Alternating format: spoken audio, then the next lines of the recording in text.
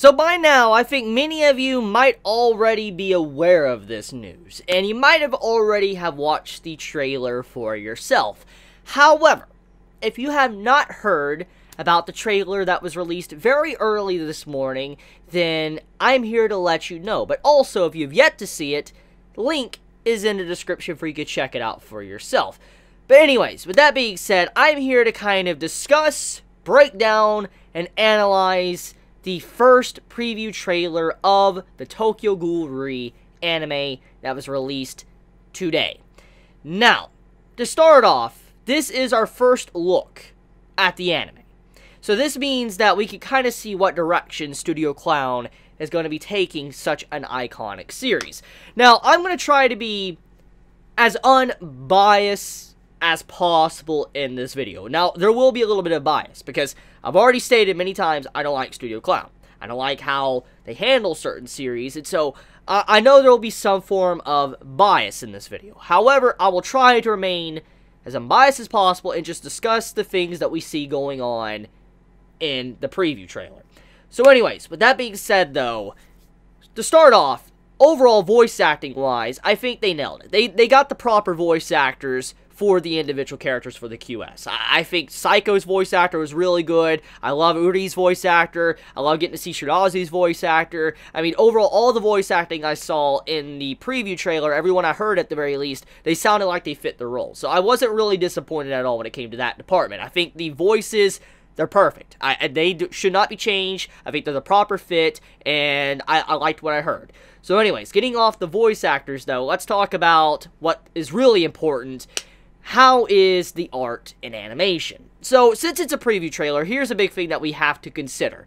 In like a preview trailer for any anime, usually they put the best scenes in a trailer. This doesn't just go for anime, this can go for anything in, like, movies and all that's made. So, you shouldn't really kind of say, like, when you watch a trailer, this is, like, what the entire show or movie is going to be like. And in this case, even though some scenes of this trailer looks relatively good, does not mean that this is going to be in the series. For instance, every single episode is going to look beautiful or spot on.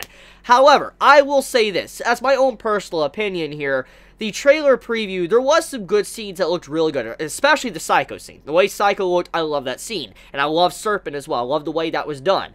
However, there was a lot of scenes throughout the preview trailer that looked rather bland, or rather, the best word I could say is, it seemed like it lacked the same, like, or like the mouth-dropping, like, artwork that you saw when you were reading the manga.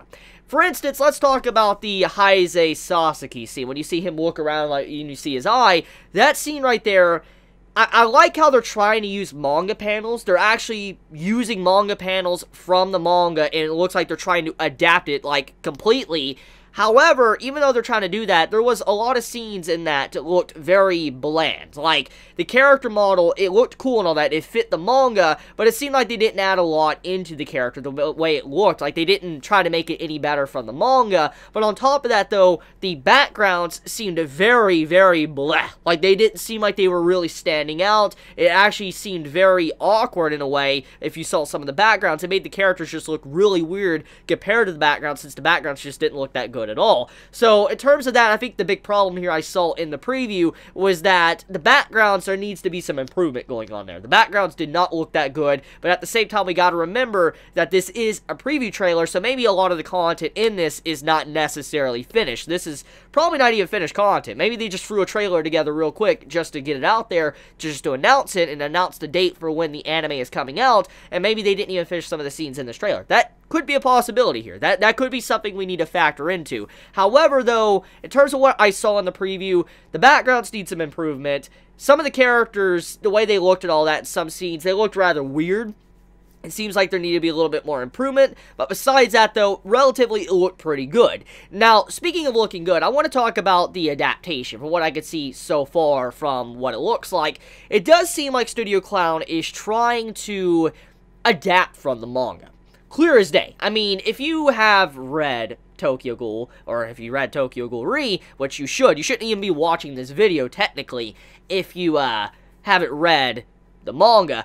But basically what I'm saying is that the trailer, it seems like they're trying to adapt the manga, which means that they're not trying to continue off after Route A. That's what it looks like to me. It looks like they're kind of dismissing Route A and actually moving over into, like, an actual official Season 3. Or in this way, an entirely new reboot. That's what it looks like to me. So, from what I see here, I feel like Studio Clown is probably trying to either A, make this for the manga readers, or B, they're just probably going to fill us in with maybe some filler or something at the beginning of, you know, the Tokyo Ghoul re-anime. They're going to fill us in with some filler to kind of clarify to the anime-onlys what exactly happened that they don't understand, which I highly doubt they're probably going to do a really good job. That's my bias coming out there. Highly doubt they're going to do a good job with that because there's just so much to cover when it comes to Tokyo Ghoul. I highly doubt they'll be able to handle that, maybe a quick little recap. So that's just my personal opinion there.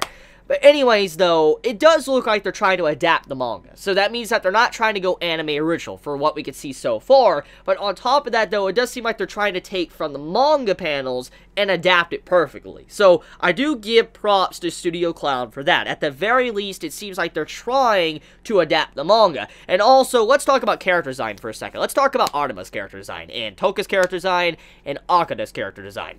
So Artema, he has always been the butt end of any joke when it comes to an anime. Or like the anime of Tokyo Ghoul, like talking about Tokyo Ghoul's anime. It's because his chin. His chin always looked very, very weird. And many of us know, if you've ever watched the Tokyo Ghoul Route A anime, I bless your soul, but basically, if you ever watched it, you'll know for a fact that Artema's overall design was very awkward and weird, especially when it came to his chin. His chin had a very weird design. It was just very large. I'm like, what is going on with that? Many have discussed this for years now, and it seems like Studio Clown finally learned how to draw Artema correctly. He doesn't have that massive chin that he had in, you know, Route A. He actually has a really good design. It's actually his legit design from the manga, so props there, Studio Clown. You're actually learning. You're getting a little bit better. So, moving off that, let's talk about Toka. So, Toka's character design. Overall, her design is the same as from the manga. However, I want to talk about the hair color. Her hair color is not blue, which, in that part of the manga of Tokyo Ghoul Re, Toka had a blue hair color. She dyed her hair blue.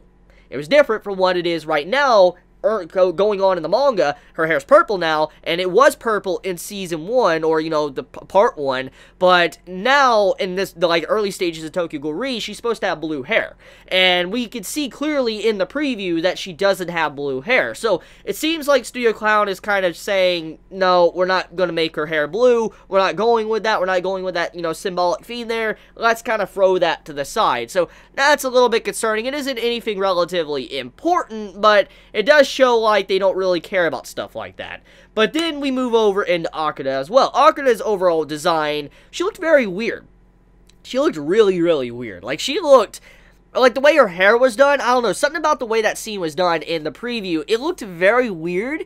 I mean, I don't know, just something about it just does not sit right with me, the way her hair was done in that preview, but it definitely needs some work there. And then talking about Hinami, she looked, okay, out of all the characters, I think, in the preview, she looked the weirdest. Like, she looked very bland. There needed to be a lot of work done on that scene. It just looked very awkward. And so, yeah, just the Hinami stuff, that looked, that needs improvement. That legit needs improvement.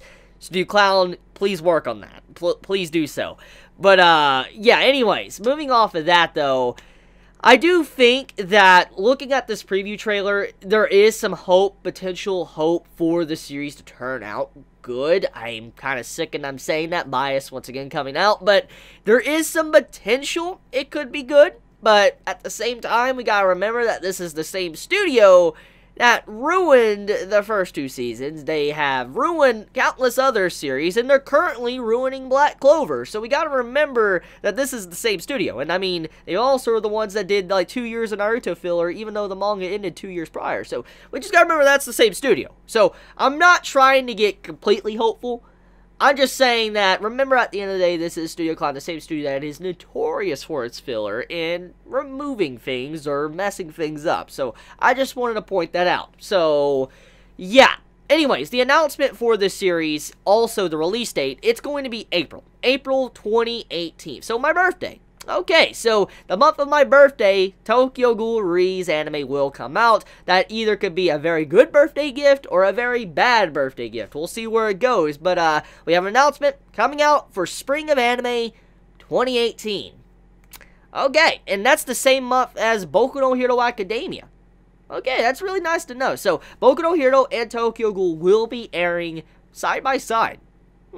So, let me know your thoughts in the comments below, how you felt about this news and this information. How do you feel about the preview? Do you like it? Do you dislike it? Please be honest in the comments below. I love you guys. You have a wonderful day or night wherever you live. If you enjoy my content, please subscribe. If you like this video, please leave a like. And if you want to get notified for when I upload a video, please click the bell icon next to the subscribe button. So, love you guys. Please be safe. Chibi out.